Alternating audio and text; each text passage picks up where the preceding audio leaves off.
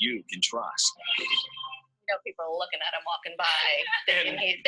Now they're looking at him behind us. It is National Laugh Out Loud Day, so Jeff Tanchik obviously having some fun.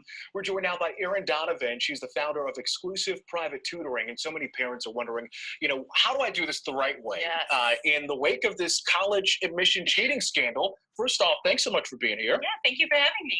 And so what do we do? So we want to do it the right way. You offer SAT and ACT and SAT, the alphabet soup, college admission, all of those prep courses. Yeah, so the right way is really, you know, not cramming.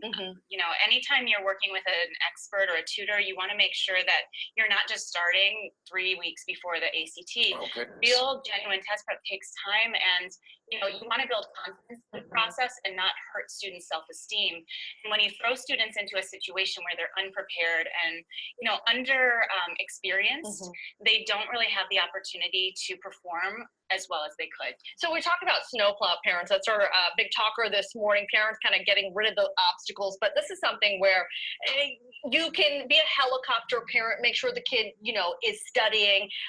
But when should you start prepping? So let's say freshman year of high school, right? Yeah. You're not ready right away, but should you start at least thinking about when to start getting ready for the college admissions process, as we see through this whole scandal, is a huge deal. And the parents who know that will go like to any lengths to help their children get into school. So, you know, having information and knowledge is really key. So getting information as young as freshman year about certain things can be very helpful. I recommend if you have a sophomore or a junior, it's almost getting too late. You want this information as early as sophomore year. So when do you recommend taking if you're signing up for test prep, when should you start? Sophomore year or junior year? So it depends on the student. So I actually walk any parent who calls me through a timeline process that's set up specifically for their child. But something that you want to take into account is what math class they're in. As soon as a student has had Algebra 2, they're completely ready to take the ACT and be successful on it. But if your child is a sophomore taking geometry, you may want to wait until junior year. But there are 3 times a year that the ACT gives tests that you can actually order the booklet from, so the students get to see the mistakes they made, and that's really valuable. And those are coming up. 2 of them are in April and in June. So. And we should point out that these, you know, courses, even if you have a smart kid at home, you're thinking, well, my kid doesn't need this. You know, he's so smart, she's so smart. It's a lot about learning how to take the test because you can know the material, all of it, but it doesn't necessarily translate on the test. There are 2 components to taking an ACT and being successful on it. And the first is content knowledge, which obviously any good tutor is going to teach. The second key component is the ability to perform under pressure, as well as really be centered and clear about what you know. If your fight or flight system is kicked on, it doesn't matter what you know, your blood is rushing to your limbs, not to your brain, and you're going to blank out. Yeah, and it's also timing as well, making sure that you're able to answer those questions and know, you know, how to time yourself.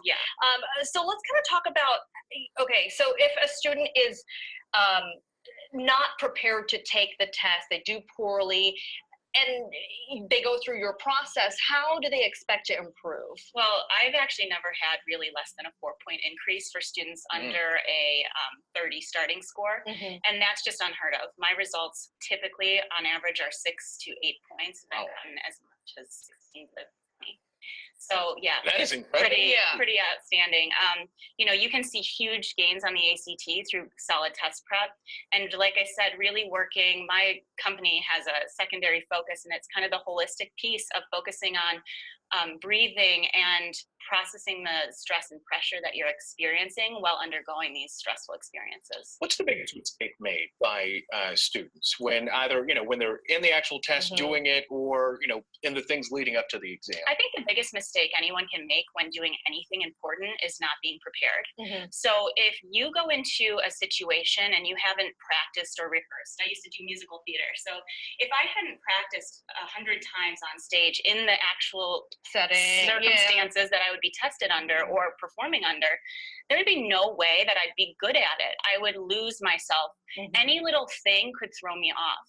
So as soon as you're prepared and you've seen that test and you know it inside and out, the students are going to be successful on it, even if things don't go perfectly, even if they're not like 100% there or someone's coughing or distracting them. They're able to maintain themselves and keep their composure, and the little things, the little stressors don't get them down. So you already had one informational session in Avon Lake High School, and you have a couple more coming up. Yes, so I give a free talk usually about twice a month called the 10 Secrets to Raise Your ACT Scores, Gain Tens of Thousands of Dollars in Scholarships and Admission into Top Universities.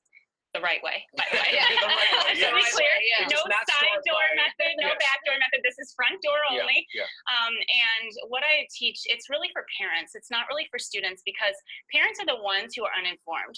Parents are the ones who are being indicted in this whole process, because they're the ones who are in control of the situation in terms of helping their kids get the information they need and being prepared in the way they need to be prepared. Maybe quickly your message to the parents out there.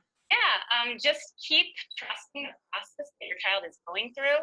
You know, trust and have confidence in their abilities. You don't need to go in a side door or a back door route to get your child into the school of their dreams. They really have the potential to do it on their own. All right. Key to success is some preparation and some hard work. Good old-fashioned. Erin, Donovan, thanks for being here. And where can people find you? So they can find me on my website, exclusiveprivatetutor.com, and also Eventbrite under Erin Donovan. I host all of my workshop events on that platform. Thank you so much for joining us this Thank you, morning. guys. We've got a lot still coming up on Sunny Side Up. We're going to take a quick break, but we'll be right back.